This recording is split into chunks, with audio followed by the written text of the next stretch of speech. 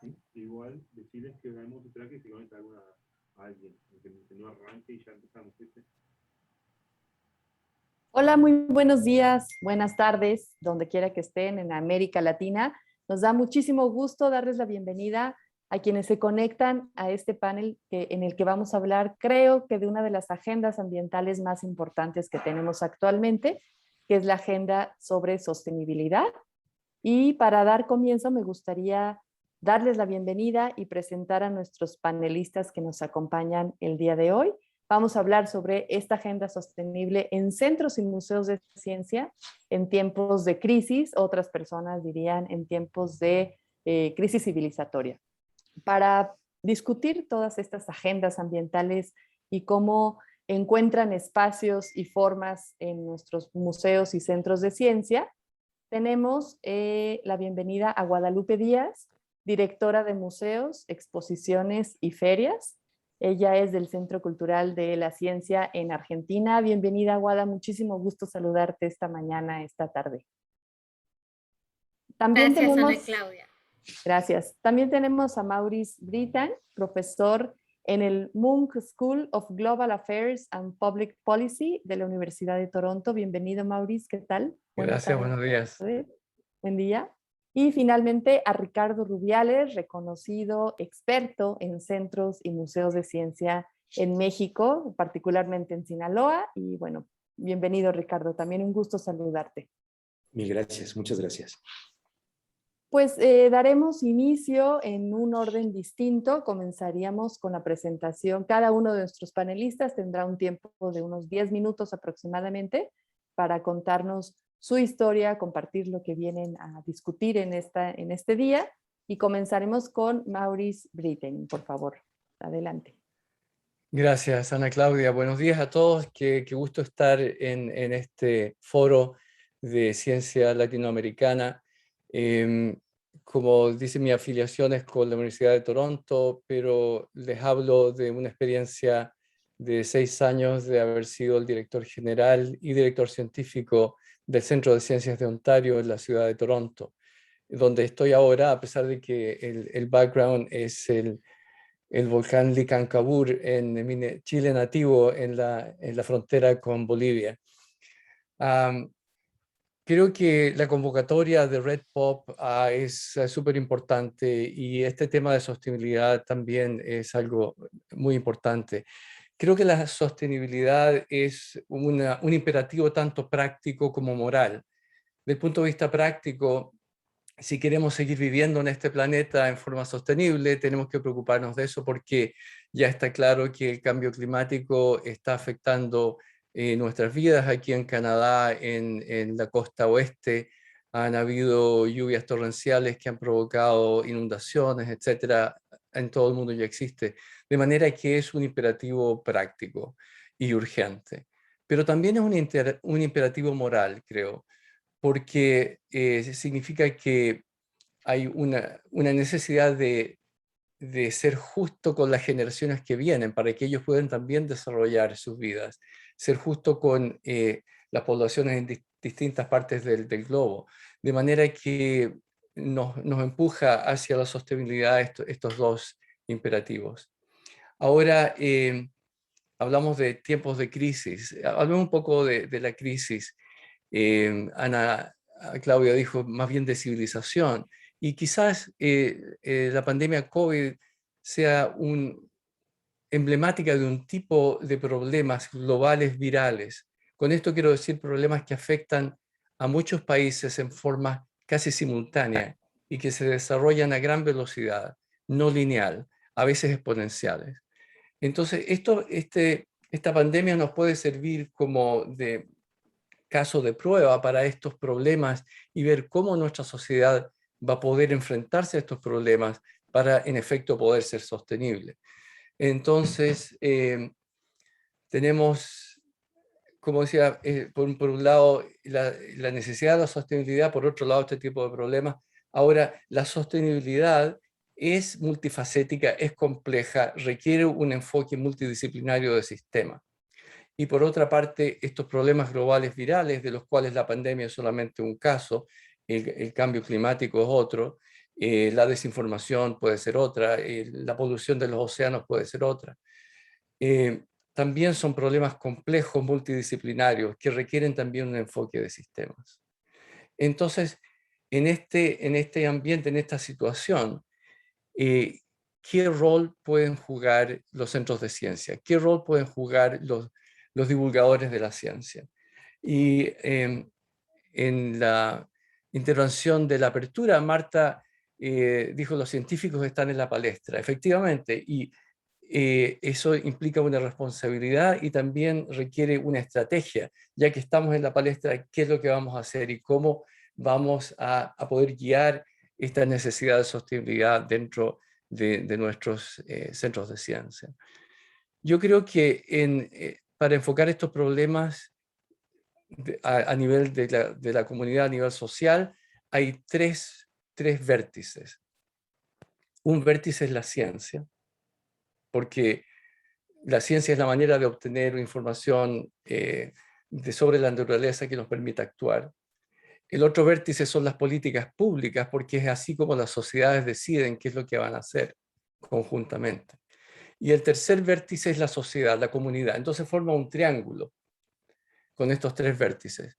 Y también tenemos entonces los lados de este triángulo, las interfaces entre la ciencia y la comunidad, donde están ubicados por diseño los centros de ciencia y los divulgadores de ciencia. Existe también una interfase entre la ciencia y las políticas públicas. Esto es una interfase que no es muy transitada, no es necesaria, pero hasta la pandemia no habíamos visto cómo funcionaba. Ahora estamos viendo cómo funciona eso en distintos países, en distintas jurisdicciones, y nos damos cuenta que en algunos lugares funciona bien y en otros no tan bien. Y está la otra interfase entre las políticas públicas y la comunidad. Entonces, para poder enfrentar estos problemas globales virales, para poder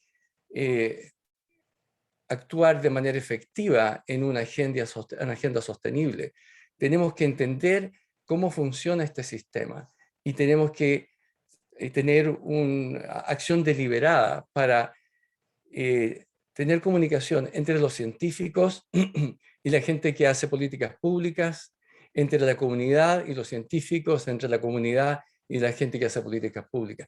Este sistema, este ecosistema, tiene que funcionar bien para que tengamos alguna posibilidad de resolver los grandes problemas globales virales a los que nos estamos enfrentando. En este modelo, creo que a los centros de ciencia, a los comunicadores de ciencia, les caben roles importantísimos que están en esa interfase entre la ciencia y la comunidad a la que se refirió Guadalupe Nogues en su intervención de apertura, pero también es necesario que la gente en los centros de ciencia, la gente en las comunidades de divulgación científica, hagan contacto deliberado con la gente que hace políticas públicas, para que tengamos un sistema eficiente, efectivo, para informar las políticas públicas por la ciencia y que la comunicación, la interfase con la comunidad en estos dos lados sea efectiva para que haya una licencia social para los cambios que son necesarios. Y en esto también es un área en que los centros de ciencia y los divulgadores de ciencia pueden jugar un papel importante. Con eso los invito a discutir, conversar, hacer preguntas, porque creo que esto es una oportunidad para la comunidad de científicos y divulgadores de ciencia para ayudar a la sociedad a resolver estos problemas globales virales. La doctora Brito habló del derecho al conocimiento y de la co-creación científica. Entonces, ¿cómo la gente que trabaja en centros de ciencia y en divulgación científica pueden trabajar en estas interfaces con la comunidad para ayudar a esa co-creación de conocimiento? También Guadalupe Núñez habló de que el sistema de déficit no funciona. Entonces, ¿cómo se produce esta co-creación? Entonces, en este modelo de triangular de la ciencia, las políticas públicas y la comunidad, si lo hacemos funcionar correctamente, yo creo que vamos a tener la posibilidad de enfrentar estas graves crisis de sostenibilidad con éxito. Gracias. Muchísimas gracias, Maurice. Pues tocas puntos súper importantes, sobre todo desde los centros, museos de ciencia. Yo creo que uno de los grandes desafíos es justamente aprender a trabajar de manera colaborativa en esta interfase que acabas de mencionar y apostarle un poco más a la co-creación del conocimiento, no sé si también a la co-creación de los contenidos, de las experiencias. Y bueno, seguramente en esta mañana Guadalupe y Ricardo nos van a poder abonar mucho más a esta discusión. Entonces, siguiendo nuestro orden, le daríamos la voz ahora a Guadalupe Díaz, directora de Museos, Exposiciones y Ferias del Centro Cultural de la Ciencia. Adelante, Guada. Gracias. ¿Qué tal? Muchas gracias, Ana Claudia. Voy a compartir una breve presentación. Ustedes me dirán si se ve correctamente.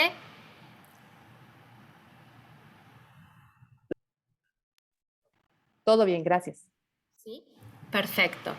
Bueno, ante todo, por supuesto, un agradecimiento. Para mí es un placer, un honor y una inmensa responsabilidad hoy estar participando como directora del Centro Cultural de la Ciencia, del Ministerio de Ciencia, Tecnología e Innovación en Argentina, participando de esta mesa, participando de un nuevo encuentro distinto, ¿no es cierto?, de Red Pop, una red fundamental para sostener, para pensar, para intercambiar, reflexionar sobre las propias agendas de las instituciones de divulgación científica, cultura científica de la región. Así que realmente muchas gracias especialmente a Marta Cambre, bueno, y a los colegas de esta mesa con quienes estamos compartiendo este intercambio. Perdona, Guada, perdón, nada más si lo pones en presentación. Porque ¿no se ve? Ajá, todavía, o sea, sí se ve, pero vemos la diapositiva siguiente. Entonces, Qué si lo pones eso. en pantalla completa, ándale. Estábamos viendo el modo presentador. Ajá, exactamente. Estábamos viendo tu modo. A ver. ¿Esto funciona? Sí, pero ahora pantalla completa, solamente faltaría hacerlo en pantalla completa y ya. ¿Ahí se ve bien o...? Opciones, debe estar aquí, ¿no? Ajá, ¿Ahí? tienes que moverla. Ándale, ahí está perfecto. Gracias. Bien. Bueno, entonces, como les decía, bueno, es un placer estar aquí. Les voy a contar un caso bastante particular para aportar a lo que después va a ser nuestro intercambio. Un caso particular que llevamos adelante desde el Centro Cultural de la Ciencia desde hace ya bastante tiempo y que en experiencias previas, en intercambios previos también durante estos tiempos de pandemia llegamos a compartir, pero todavía en plena elaboración. Y estoy hablando de un proyecto que coordinamos aquí desde el Centro Cultural de la Ciencia. Lo primero que quiero decir como referencia, esta es una imagen del centro, es que estamos en la ciudad de Buenos Aires, como decía Ana Claudia, en Argentina. Abrimos en el año 2015 y somos un centro cultural con entrada libre y gratuita, que dependemos de un Ministerio de Ciencia de la Nación, quizás diría único en sus características, ojalá que haya muchos más, pero por lo pronto bastante únicos dentro de nuestro país con estas características. Les decía que quiero compartir con ustedes un caso particular de uno de los trabajos, de uno de los proyectos que llevamos adelante, que en relación a estas agendas, ¿no?, a estos debates que mencionaba recién Maurice, que son bastante urgentes por otra parte, quizás lo que nos guía o un autor que muchas veces resulta sumamente relevante de leer, sobre todo vinculado al cambio climático con su último libro, es el sociólogo francés Bruno Latour, ¿no?, quien afirma con mucho énfasis y ejemplifica por qué es que a todos se nos conduce a hacer política científica desde nuestra vida diaria, desde nuestra vida cotidiana. Y quizás con esta afirmación sobre la que ahora no voy a desarrollar, pero digo que sí podemos tomar como puntapié inicial o quizás como norte, es que desde el Centro Cultural de la Ciencia, ya desde hace bastante tiempo, casi 2 años diría, decidimos tomar fuertemente lo que es la dentro de la agenda ambiental, diría aquella agenda que tiene sobre todo que ver con nuestro mar argentino y con nuestro océano. Una agenda en la cual nos motiva poder habilitar mayores oportunidades para los distintos públicos con los que trabajamos, mayores oportunidades para establecer un diálogo sobre nuestro mar, sobre nuestro océano, sobre nuestros recursos, sobre las problemáticas también de la biodiversidad, los ecosistemas marinos, todas las discusiones vinculadas a lo productivo, a lo biológico que también podríamos tener, por ejemplo. Entonces, este proyecto que les quiero contar y que conduce, ¿no? Y que culmina, o no sé si culmina, o parte del proyecto tiene que ver con la gran exhibición que inauguramos hace muy poquititos días, es Océano. Y les quiero contar brevemente sobre el nombre primero. Esta exhibición que acabamos de inaugurar se llama Océano Volverse Azul. Océano, sin eufemismos, lo literal, una exhibición sobre el océano. Y un volverse azul ya como toda una declaración y una invitación a transformarnos, a volvernos, a cambiarnos en un sentido, y el color azul justamente hace este juego con el mar y el océano que les mencionaba. De alguna manera queremos repensar, habilitar espacios de discusión y reflexión para repensar nuestros modos de producción y consumo, teniendo en cuenta que necesitamos considerar a nuestro mar y nuestro océano Atlántico Sur como una parte fundamental de los recursos que tenemos para diseñar, ¿no?, el futuro sostenible que necesitamos. Entonces, eso es Océano Volverse Azul, o eso es lo que busca, ¿no?, lo que ambiciona de alguna manera. Algunas anécdotas que les voy a contar de este proceso, que si fuera muy exhaustiva no llegaría con los minutos que tenemos y queremos charlar. Entre las múltiples reuniones que teníamos en equipo, por supuesto muchas conducían, ¿no?, o queríamos que terminaran con qué queremos que les pase a nuestros públicos. Y si hay algo que sabíamos que queríamos tratar de reponer en algún sentido, es esta idea de la influencia mutua que ejercemos nosotros desde nuestra forma de vida, nosotros las personas, y hacia el mar y el océano, y viceversa, ¿no?, esta relación mutua que existe entre nuestra forma de vida, lo cotidiano, y el mar y el océano. Y aquí vengo quizás con una pregunta, con una suerte de, sí, no sé si decir casi adivinanza en este contexto, que les propongo un poco tratar de imaginar, ¿no?, quizás respondiéndonos a aquello que les decía que queríamos tratar de promover. Acá les muestro unas imágenes de unos baldecitos, ¿no? Unos baldecitos, o quizás en algún otro país se llaman distintos, estos moldes, ¿no?, con los que vamos a la playa a jugar. Un paraguas. La imagen, una de las imágenes inferiores, es el dulce de batatas. No sé si todas lo conocen al otro lado de la pantalla. Muy dulce por una parte y muy tradicional aquí en Argentina. También el cuero de pescado. Conocemos bastante el cuero vacuno, sobre todo también aquí en Argentina, pero no tanto el cuero de pescado. Y esto es solamente una partecita de una instalación que da la bienvenida. A esta exhibición. Ya entraron. ¿Sí? Perdón, Marta, es que el micrófono de Marta está abierto. ¿Qué tal, Marta? ¿Cómo estás?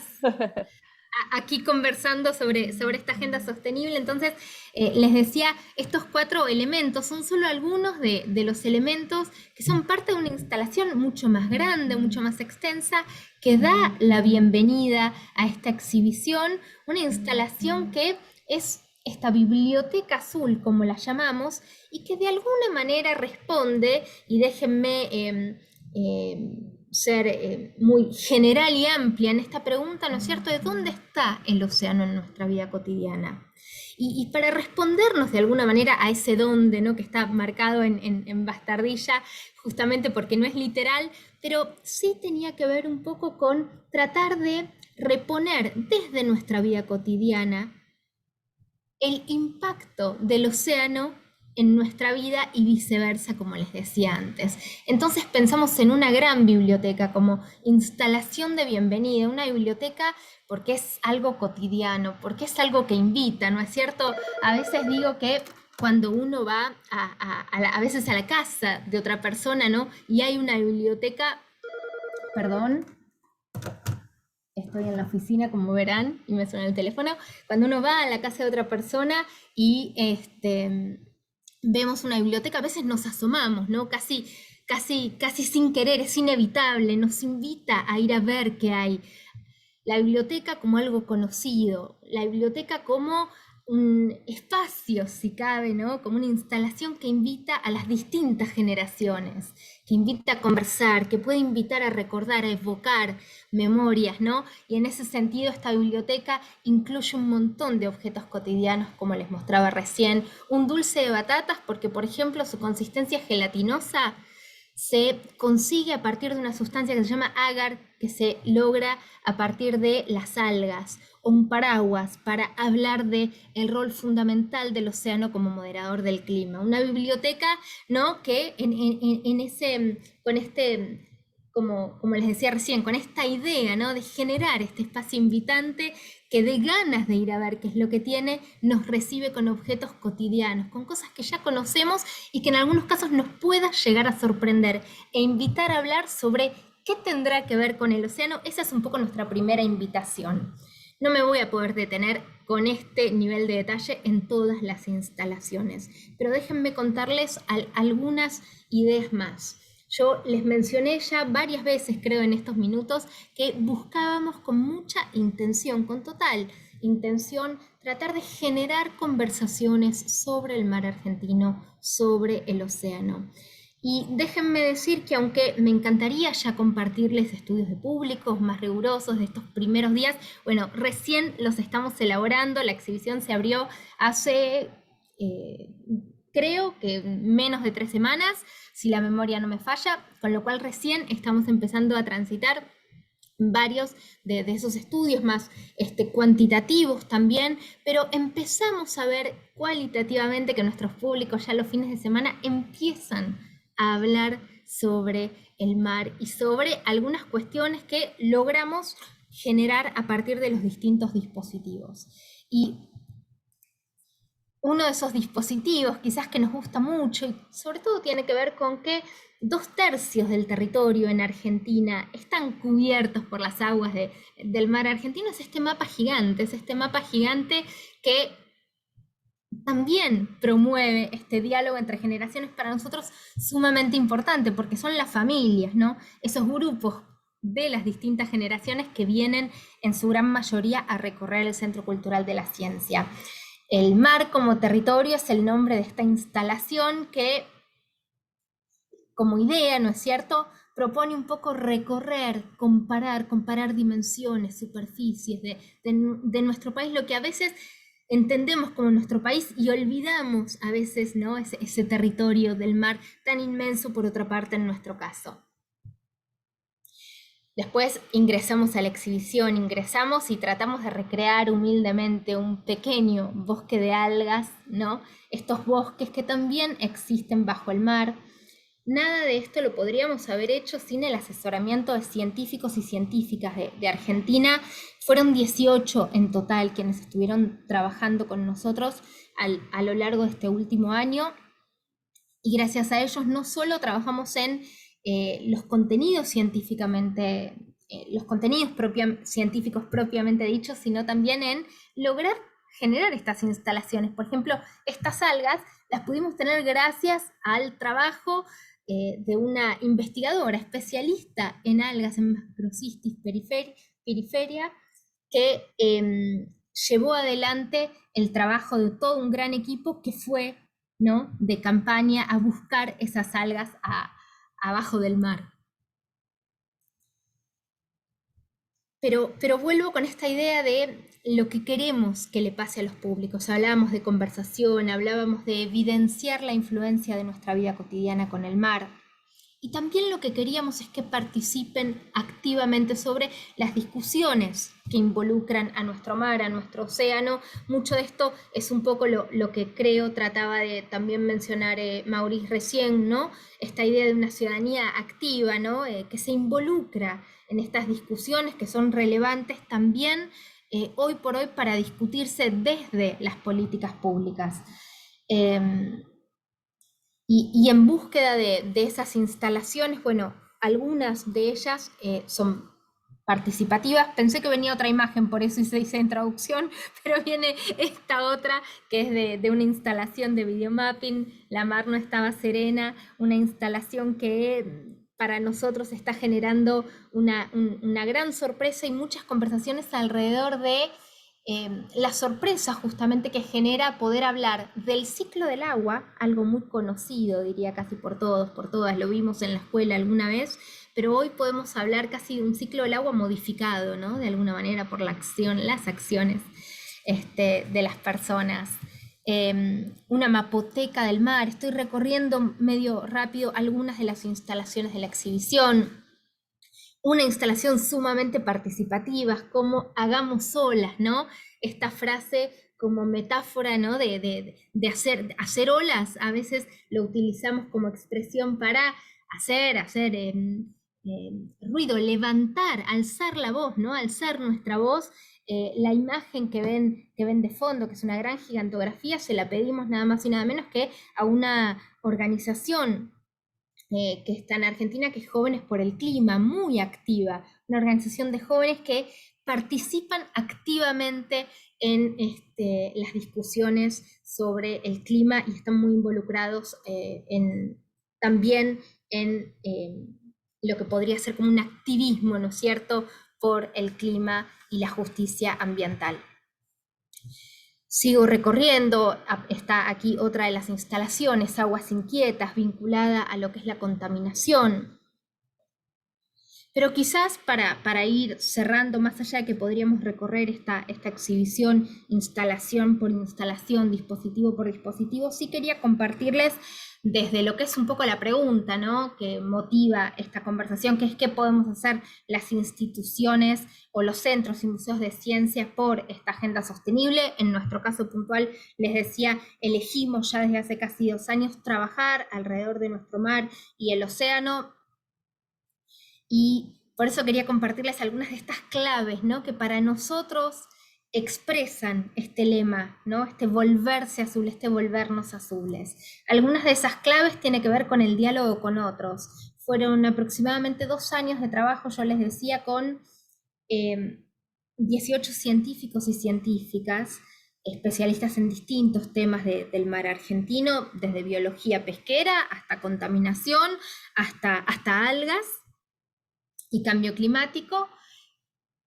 Pero también fue el trabajo con muchísimas organizaciones del sistema científico y tecnológico de Argentina, organizaciones de la sociedad civil, también escuelas secundarias. Hoy no hice foco en eso, pero nuestros primeros pasos en la exhibición fueron con escuelas medias de la Argentina, a las que invitamos a participar de unos primeros diálogos, de unas primeras charlas de intercambio para entender qué es lo que imaginaban, qué es lo que esperaban, cuáles eran las ideas previas de esos grupos escolares que estaban participando, para nosotros a partir de eso poder diseñar la exhibición, teniendo en cuenta esas ideas y esos saberes previos con los que podían llegar a venir después nuestros potenciales visitantes. Pensamos también en este volverse azul como un proyecto a largo plazo. Bueno, yo les hablaba, ¿no?, de un proyecto que se inició unos 2 años atrás y que hoy en principio les diría no tiene una fecha concreta de fin. Para nosotros no se termina con la exhibición en sí misma. Esto es parte, este volverse azul, estas ideas, ¿no?, esta transformación cultural a la que queremos aportar, no es solo a través de la exhibición, sino también a través de una agenda de programación cultural que está muy orientada a poner en práctica espacios de discusión, espacios de conversación, espacios de intercambio para distintos públicos.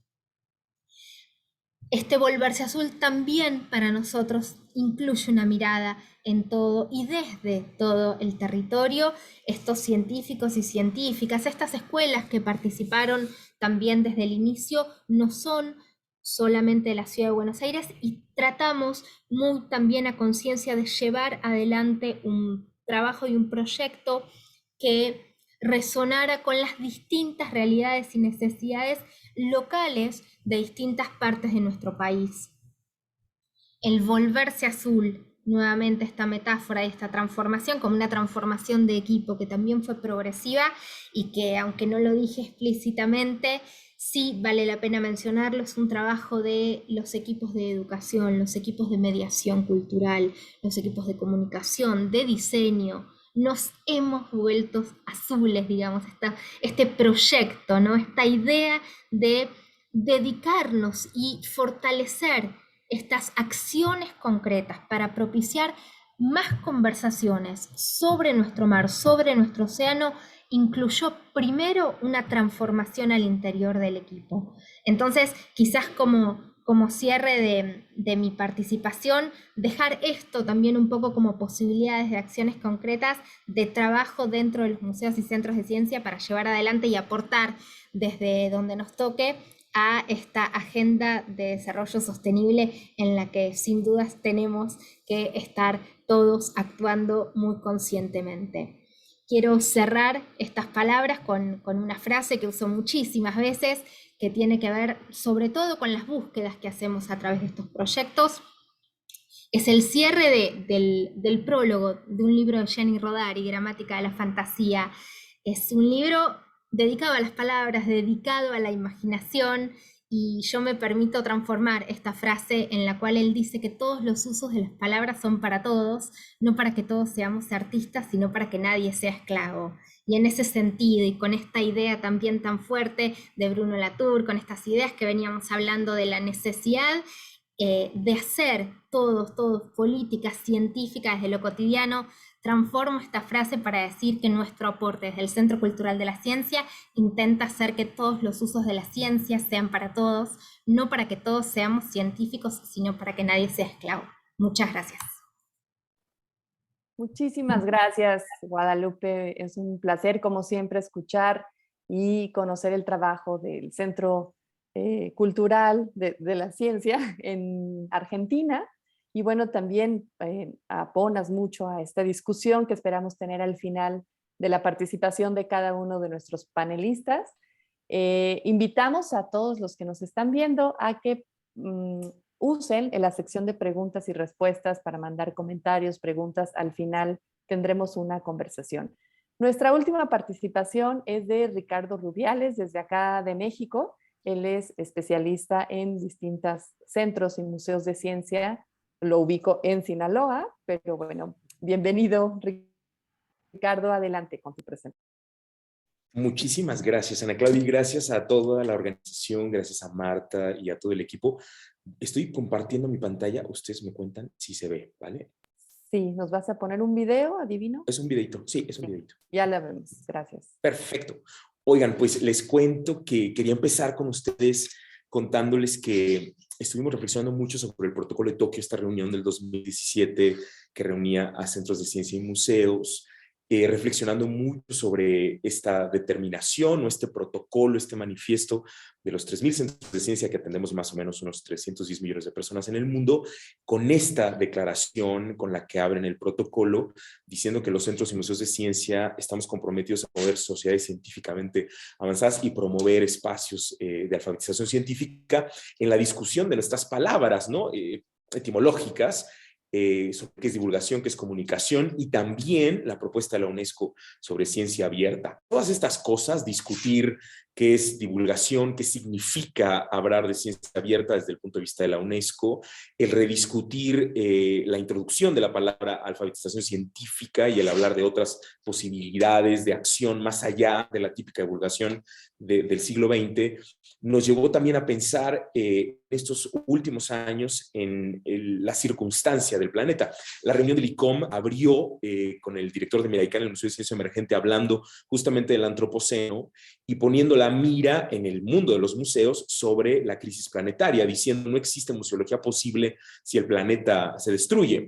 Y ahí todos los museos del ICOM decidieron también entrar en una discusión sobre la crisis planetaria y hablar de cómo los museos y centros de ciencia estábamos al frente de estas epistemologías del museo, como lo dice Dorfman, y que empezábamos a llevar la vanguardia o la batuta en esta reflexión del futuro para todos los museos. Yo quisiera ahí subrayar un poco algunos elementos que había discutido ya West en este proyecto del 2019 sobre la transformación cultural en la interpretación de los museos, enfocándose, por ejemplo, en ejercicios como la tecnosfera, ¿no? Lo que ustedes ven en 200 años, lo que van a encontrar en la Tierra no van a ser huesos, sino nuestros restos tecnológicos. Y este marco nos llevó a discutir con un grupo maravilloso de homólogos de museos sobre la posibilidad de crear un seminario que duró más de 6 meses, y donde pudimos sentarnos cada semana a discutir cada uno de los objetivos de desarrollo sostenible. La propuesta, y aquí yo tengo que agradecer profundamente, por supuesto, a Marta Cambre, a la doctora Brito, a Guillermo Anjó, a todo el equipo de la oficina de la UNESCO para América Latina y el Caribe, la oficina de ciencias de la UNESCO, que nos aportaron muchísimo, primero la calidez de recibir la idea, y después dialogar con gente tan increíble como Guadalupe Díaz Costanzo, por supuesto, que es una de las grandes genios, yo la llamo así, de los centros de ciencia que nos ayudan a promover este tipo de cosas. Meche Jiménez de México, del Museo de Historia Natural de la Ciudad de México y Cultura Ambiental, Sigrid Falla de Maloca, todo el equipo maravilloso del Museo de Vida, y todo ese grupo de grandes directores y directoras, unidos además en pensar que era muy importante que los profesionales de museos de la región pudiéramos tomar un tiempo de capacitación en este proyecto de pandemia, este proceso de pandemia tan complicado, sentarnos 2 veces a la semana a dialogar sobre los objetivos de desarrollo sostenible y cómo lo construíamos en nuestros proyectos de exhibiciones y de programas educativos, no solamente en este momento actual, cuando tomábamos el seminario, sino también un poco después. Y la idea fue esa, reunirnos en este seminario, hablar de los objetivos, hablar de lo que estamos haciendo ahora, pero también cómo lo podíamos proyectar al futuro. Les quiero contar un poco la experiencia del proyecto del seminario y cómo es que nos llevó a discutir cosas que de pronto sí sabíamos, nos llevó a presentar proyectos y maneras de mirar a la acción museística y mucho la acción cultural y mucho la acción educativa desde otros espacios de la región que nos ayudaron a aprender y crear una comunidad de aprendizaje increíble de intercambios donde pudimos escucharnos mucho, porque una de las sesiones era solo para escucharnos, la sesión de los jueves, y también escuchar a otras personas, especialmente del sistema ONU, que traían reflexiones mucho más profundas y mucho más a detalle de cada una de las propuestas de los objetivos. Entonces, el proyecto, como ustedes lo verán, están todos nuestros aliados. Les mencioné algunos, me faltaron otros. El Espacio Ciencia, por supuesto, en Montevideo, increíble. El Museo Interactivo de Ciencia en Quito, con toda la Fundación Museos de la Ciudad. El Museo Gallardo, también en Argentina. Y aquí en México, la Asociación Mexicana de Museos y Centros de Ciencia, la AMCIT, que también se involucra en dialogar con nosotros. Y esta enorme cantidad de oficinas de Naciones Unidas que nos aportaron todos los martes a un experto que nos ayudaba a repensar más profunda y por supuesto tener la mesa para poder preguntarle cosas muy a detalle a estos expertos impresionantes que bueno, eran personajes importantísimos además en el proceso y en los proyectos de investigación de lo que está sucediendo, por ejemplo en el océano, que tuvimos al doctor Ariel, por ejemplo, en temas de economía, en temas muy importantes de educación, y creo que ahí una cosa importante del seminario fue todo lo que aprendimos, porque aunque yo sé que muchas de las personas que nos escuchan pueden pensar que los objetivos de desarrollo sostenible y todo el proyecto de discurso y educación ya está muy, muy visto, la verdad es que en estos 6 meses, y empezamos con Diego Golombek, por supuesto, muy atinado a abrir con él, con la reflexión que nos hizo traer, porque nos hizo mirarnos también como en un proyecto de aprender. Fue un seminario donde aprendimos una enorme cantidad de cosas y donde también me parece que todos los profesionales, las profesionales de los museos y centros de ciencia de la región pudieron acercarse de otra manera a los temas de los objetivos de desarrollo sostenible y entender algunas circunstancias que sí nos alejaban a los modos como veníamos haciendo las cosas durante varias décadas, especialmente en temas muy concretos como educación de calidad, que era una perspectiva donde rompíamos y tuvimos que discutir de maneras muy concretas cómo relacionábamos con el modelo escolar, qué posibilidades había para el modelo escolar en el futuro. Usted sabe que la UNESCO tiene ya unos años dialogando sobre la importancia de replantear la educación para el siglo XXI, y justamente hablar de educación de calidad implicaba replantear la educación desde el museo. Y esto de pronto movía en algunos espacios y con algunos compañeras y compañeros algunas fibras muy fuertes sobre qué implicaba el hablar de educación hasta nuestras áreas educativas y romper ciertas estrategias que teníamos. Por otro lado, mencionarles, por ejemplo, el Museo de la Vida con estas experiencias comunitarias tan potentes de co-creación, también nos ayudaron, por lo menos a mi persona y a muchos otros, me parece, en mi país, a entender de otra manera la construcción de las exhibiciones. No solamente desde este ámbito puramente académico, que siempre es importante, sino también en este diálogo tan cercano de la comunidad y en coautoría y en diálogo de construcción de exhibiciones, e incluso en este ir a comunidades muy lejanas a construir y a deconstruir proyectos de exhibición educativos desde otros lugares. Las presencias de Parque Explora, del Biomuseo, del MIC, del Museo Gallardo, nos hablaron desde otros lugares, por ejemplo, específicamente en Argentina, el Museo Gallardo, este tema que tienen sobre salud y nutrición, que rompía con ciertas maneras que teníamos de los museos, mucho más escolares, mucho más didácticos, mucho más ilustrativos, mucho más enciclopédicos, y nos llevaba a un contexto del aquí y el ahora. El Futuro Posible fue un seminario, como les conté, enorme, con casi 500 inscritos, y donde pudimos atender además discusiones muy interesantes del diseño museográfico, de las circunstancias de cada uno de nuestros países y cómo abordábamos diferentes temáticas, cómo el abordaje de la comunidad era distinto desde ciertos museos, y también ciertas estrategias que teníamos y qué tanto podríamos hacer como posibilidades al futuro. Un elemento que me pareció muy interesante fue la cantidad de participantes en las sesiones, porque si bien tenemos un grupo de inscritos, descubrimos que había una enorme cantidad de personas, de profesionales que se acercaban a nosotros.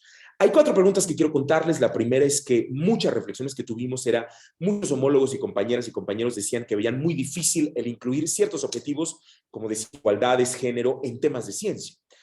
Otra pregunta interesante fue el tema de las alianzas y cómo hasta cierto punto no había la visión, o digamos se abrió la visión, crear cosas en alianzas y colaboraciones que no teníamos en el radar en ese momento, los contextos de coautoría que les había dicho con las comunidades, con diferentes edades, con diferentes grupos, con diferentes colectivos sociales, y por supuesto el tema del enfoque disciplinario que nos obliga a la Agenda 2030 a olvidar este modelo de la sala de física, la sala de energía, la sala de... y unir en un constructo mucho más transdisciplinario, interdisciplinario, las propuestas de ciencia y cómo la ciencia traduce y además está transversalmente en todas las acciones de la vida cotidiana.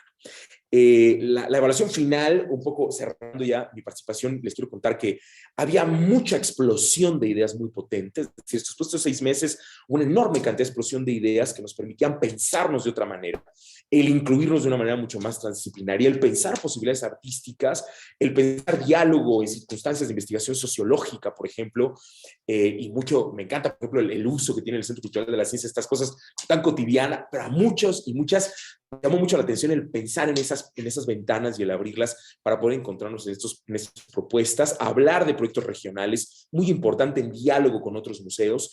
También pensar en que eso podría ser un detonante para hacer tantas cosas que creo que pudo realizar esta comunidad de aprendizaje en diálogo.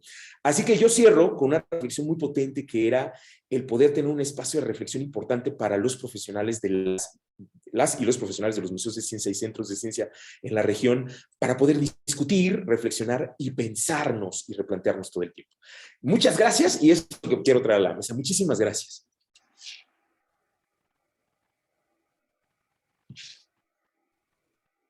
Muchas gracias, Ricardo. Nada más una pregunta. Vimos la pantalla todo el tiempo, pero no vimos el video. Entonces no sé si nos vas a poner video o no. No, yo lo puse, yo estaba pasando mientras yo hablaba. Lo siento. Sí, Pues por eso les había preguntado si se había visto, porque mientras yo hablaba se estaba viendo. Se vio, pero se vio todo el tiempo en negro. Entonces yo dije, bueno, lo va a poner en algún momento ese video. No, lo siento mucho. Pues mientras yo hablé, yo aquí sí lo estuve viendo muy feliz, pero qué pena que no vieron nada. Ni modo. Bueno, pero por eso les estoy preguntando, pero gracias. Te escuchamos muchas gracias. con mucha atención. Muchísimas gracias. Y una disculpa a nuestras personas que se están integrando al panel. Hemos tenido algunos detalles técnicos. Ustedes 3 no supieron, pero al principio no tuvimos público. Afortunadamente se está grabando esta sesión y se va a poder volver a consultar. Pero bueno, para hacerles una un resumen a quienes nos están viendo y entraron un poco tarde a esta sala por problemas técnicos. Comenzamos esta sesión con la intervención de Maurice Brittan, él desde Toronto, de la Universidad de Toronto, pero él es chileno. Continuamos con Guadalupe Díaz, del Centro Cultural de la Ciencia en Argentina, y concluimos con la participación de Ricardo Rubiales, con todo este resumen que nos dio sobre este seminario en los contextos de museos y centros de ciencia en América Latina, ante el gran desafío de comunicar los objetivos del desarrollo sostenible y más allá de los objetivos del desarrollo sostenible, todo este concepto tan complejo de la sostenibilidad. Me parece que es un desafío muy importante. Como decía Maurice al principio, la sostenibilidad requiere un enfoque de sistemas, un enfoque multidisciplinario, y toda esta complejidad, cómo se expresa, se traduce y se transforma en las salas de museos y centros de ciencia. Maurice nos platicaba también de la importancia de estas tres vértices, que son la ciencia, las políticas públicas y la sociedad.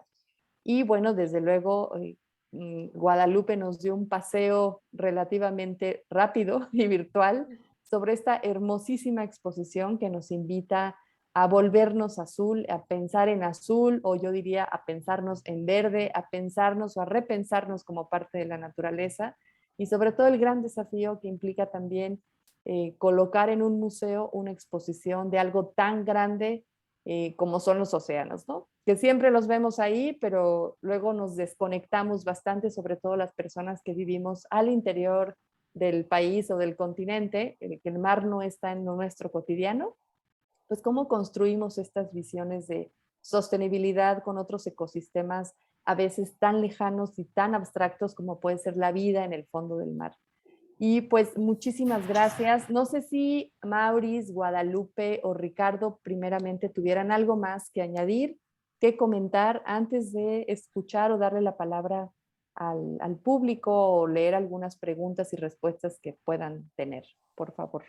Aquí, quizás si puedo agregar un punto en que estas crisis de problemas globales virtuales o virales, nosotros no estamos equipados para entender su propagación tan rápida. Los humanos tenemos un buen sentido de las cosas que se desarrollan a un paso lineal, eso, pero no tenemos un buen sentido de las cosas que se desarrollan a un paso exponencial. Y por eso hemos visto que ha habido problemas con las olas de la pandemia que han venido a distintas, nos ha sorprendido a distintas jurisdicciones. Y también es el caso que se presenta en el cambio climático, porque las atmósferas planetarias son sistemas no lineales que se mueven a velocidades no lineales. Entonces, ahora como que nos estamos sorprendiendo de todos los problemas que están empezando ahora, pero el cambio climático empezó hace décadas. Entonces, tenemos que encontrar una manera para enfrentar estos problemas, porque van a cambiar la manera en que vivimos de manera muy, muy fundamental. Y yo creo que ahí es el rol que los centros de ciencias pueden jugar, tanto individualmente, localmente, como también como red, que es una red global en realidad. Y es verdad, ¿no? Toda esta crisis civilizatoria, climática, ambiental, ha sido justo resultado de una transformación constante, pero muy lenta a lo largo de estos años. Y ahora se nos pide emergencia, ¿no? Urgencia, atención, acción inmediata. Y pues esta visión de no pensamos de esta manera tan sistémica, nos cuesta mucho trabajo representar esta complejidad. Guadalupe, no sé si quieras añadir algo a esta idea desde la experiencia de los océanos también. Quizás una idea que no mencioné explícitamente, bueno, sí, creo que no lo dije, pero cuando nosotros iniciamos en las discusiones originales, ¿no?, que empezamos a tener sobre cómo diseñar esta exhibición, obviamente había que tomar partido, ¿no? Hacer una exhibición, sabemos, es una toma de decisiones constante, una detrás de otra, muchas que tienen que ver con lo que es la línea editorial, las ideas detrás de esos dispositivos, esa narrativa, ¿no? Todo lo que no entra en esa exhibición, que siempre es mucho más que lo que entra. Eso creo que no siempre lo decimos, pero es así, mucho más cuando hablamos de algo tan inmenso. En esta idea de complejidad de la que hablábamos, la línea que decidimos tomar y el abordaje es un abordaje donde la exhibición no es una exhibición del mar y el océano en tanto espacio prístino y que miramos y que es maravilloso únicamente, más allá de que lo sea, y es fantástico sorprendernos con la vida bajo el mar. Es una exhibición, para ser una exhibición del océano, diría, es una exhibición muy humana. Aparecen mucho las personas, hay toda una instalación de las mujeres de cara al mar, se llama eso. Esa instalación son las muchas mujeres que entrevistamos y que realizan oficios y tareas fundamentales, muchas veces no tradicionalmente visibilizadas, y que sus vidas transcurren vinculadas al mar, desde la envasadora de sardinas hasta una de las 2 mujeres que son capitanas de barco de pesca en Argentina, y así siguiendo. Entonces, a la hora de pensar este abordaje, a la hora de pensarnos adentro, dentro de esta complejidad, que es pensar y diseñar, qué es aquello que queremos hacer, decidir, por aquello por lo que queremos luchar, demandar soluciones a los gobernantes, a nuestros estados, en nuestros municipios, bueno, esa discusión es con las personas adentro. Y eso es nuestro volverse como metáfora que les decía antes, es con nosotros y con nosotras como parte de esa discusión y parte de ese ecosistema. Y creo que estás diciendo algo muy importante, Guadalupe, porque es un tejer muy fino, ¿no? Como poner ese balance. Una parte de estas críticas que se han hecho a esta crisis ambiental, crisis climática, es justo estas visiones antropocéntricas en donde los humanos nos ponemos al centro, pero cómo se transforma este lenguaje y esta narrativa para que tampoco sea algo biocéntrico y alejado de nosotros, sino que sea un encuentro y entendamos como públicos estas relaciones entre los ecosistemas, la naturaleza, nuestro rol activo ahora a partir de hoy hacia pues lo demás, ¿no? Lo vivo, lo natural, y cómo darnos cuenta e ir aprendiendo de estos procesos. Creo que es también un punto que no se logra tan fácilmente en las salas y centros de ciencia de museos, y eso yo creo que es una gran tarea y gran labor que hacen todos. Y otra cuestión también que mencionaste que me pareció muy importante fue este proceso previo a la apertura de la exposición que viven todos los integrantes de los centros y museos de ciencia, y que también se trastocan, se transforman, cambia el pensamiento para entonces ahora sí poder recibir y abrir las puertas de estos centros. Entonces es algo muy bonito, muchísimas felicidades, muy bien logrado. Desde lo que vemos desde acá, me muero de ganas de volver a ir a Buenos Aires a visitar este maravilloso centro. Tendremos que hacer una reunión. Sí, seguramente. Sí. Muchas gracias. Ricardo, adelante. Oigan, no, y yo apúntenme para Buenos Aires, por favor, porque yo sí quiero ir urgentemente. Pero estaba pensando en un tema de lo que comentó Maurice, que me parece súper importante, que descubrimos en el seminario, y era que también esta inercia de la profesionalización nos hace hacer las mismas cosas. O sea, es muy complicado que los profesionales de pronto tengan esta capacidad de romper lo que hemos venido haciendo y que ha funcionado y que un poco es un éxito, ¿no? Y de pronto tomar otro camino y buscar posibilidades. Y creo que esas fueron las partes más interesantes del seminario, cuando nos poníamos a hacer estudios de caso o análisis de lo que estaban haciendo otros museos y discutíamos desde dónde nuestras propias inercias no nos permitían ver la importancia de ciertos temas de la agenda, ¿no? O no con el mismo peso. Y a mí me parece que eso es interesante, porque descubrimos, y aquí quiero compartirlo con ustedes, que el Museo de Ciencias es un poco como un circo de varias pistas, ¿no? Y un poco estoy pensando en lo que decía Guadalupe, no es solamente esto de que yo enseño un tema de ciencias que a lo mejor era en los años 70, ahora tengo que pensar en sociedad, y ahora tengo que pensar en cosa individual, y ahora tengo que pensar en comunidad, y ahora como que se ha vuelto enorme, y me parece muy interesante, porque justo así es la vida.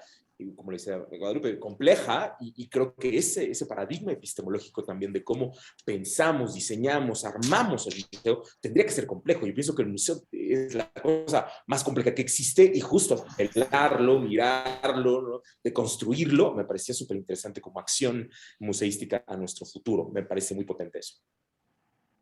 Gracias, Ricardo. Y tenemos una pregunta, justo les iba a invitar, tenemos apenas como 7 minutos más o menos de tiempo, y agradecemos mucho la pregunta que nos hace Aline Guevara desde México, y ella también plantea una situación central que viene con los sistemas complejos, las nociones de incertidumbre, la emergencia de fenómenos no esperados que no pueden ser definidos con certeza, la ciencia contemporánea y todos sus procesos, y particularmente los sistemas complejos. ¿Cómo ustedes desde sus contenidos, sus formas de trabajo, hacen para introducir todas estas nociones también tan difíciles de entender, ¿no? Quizás puedo empezar.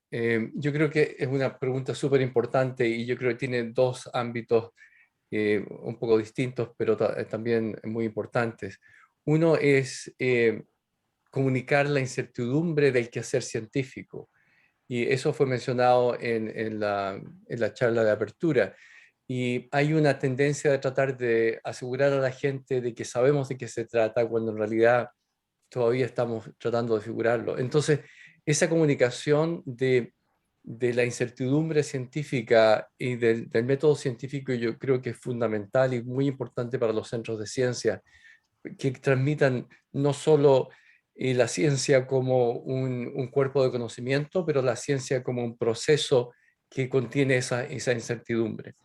Y específicamente un caso de comunicar un sistema complejo con incertidumbre.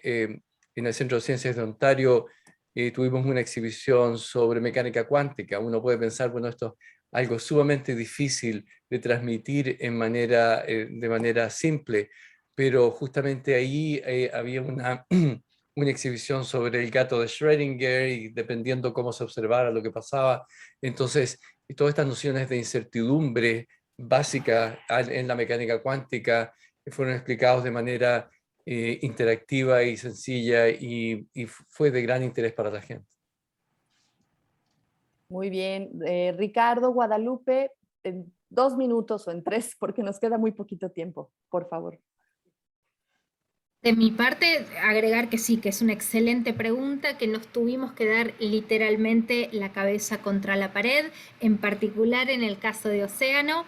El Centro Cultural de la Ciencia, como su nombre lo indica, tiene mucho, ¿no?, de esto de, es parte de nuestra forma de trabajo, es tratar de generar instancias para experimentar a la ciencia como parte de la cultura, y eso no la exime de controversias, de discusiones, de debates. Un ejemplo muy concreto que tenemos en la exhibición es la pesca. Quizás la pregunta no es pescar, pescar sí o pescar no, ¿no? A veces estas como falsas dicotomías, extremos. Quizás es preguntarnos el cómo queremos, el cómo tendríamos que, el qué conocimiento tenemos para decidir, ¿no?, cómo llevar adelante una práctica fundamental desde cuestiones nutricionales, productivas, económicas. Digo, hay tantas aristas.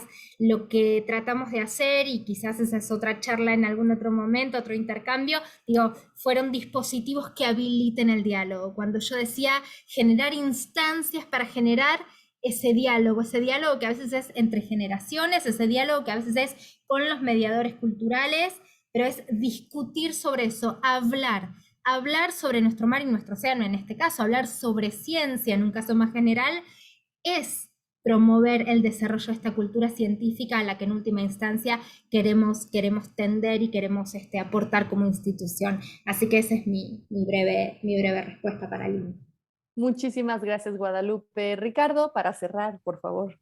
con un minuto rápido, que creo que la educación contemporánea, especialmente las pedagogías disruptivas y las críticas, nos permiten, Alina, abordar desde ese lugar. Fíjate, yo estaba pensando en los ejercicios de mediación que hacemos en materia y pensaba que no nos interesaba tanto a los mediadores dar preguntas, dar respuestas, sino más bien construir preguntas contigo y dejar esas preguntas, que a lo mejor a alguien muy tradicional le parece terrible, pero a mí me parece que genera ya un acercamiento distinto. No tener un taller en el museo donde yo le enseñe metodologías, paso 1, paso 2, paso 3, resultado final muy bien, sino más bien crear un espacio donde las cosas justo no se dan. Si yo no doy la respuesta de lo que debe pasar, si no exploramos las posibilidades, y eso le ayuda a la gente, este manejo de la incertidumbre, incluso a la frustración, que me parece que es una pedagogía necesaria en el momento contemporáneo. Y también pensaría cómo piensas en el proyecto educativo como un proyecto que trabaja a partir de la diferencia y de las substancias híbridas, ¿no? Cómo cruzas biología e ingeniería, por ejemplo. Y si haces ese cruce hipertextual, ¿qué generas en un proyecto educativo cálido donde te permita mirar las posibilidades, claro, desde una epistemología más divergente? Pero me parece que ahí hay mucho que podemos explorar.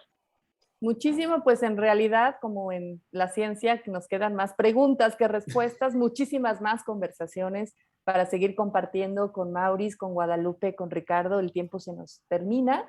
Agradezco muchísimo realmente esta rica charla de esta mañana, mediodía, allá en el sur, y agradezco también toda su paciencia a nuestros públicos, a nuestras audiencias, a los participantes de este congreso. Estamos aprendiendo, estamos tratando de pues sí, recalcular, reconfigurar y redescubrir nuevas formas de comunicación y de pensarnos también ante la divulgación, la popularización y la comunicación de la ciencia. Muchísimas gracias y pues nos seguimos viendo en las salas virtuales de este congreso.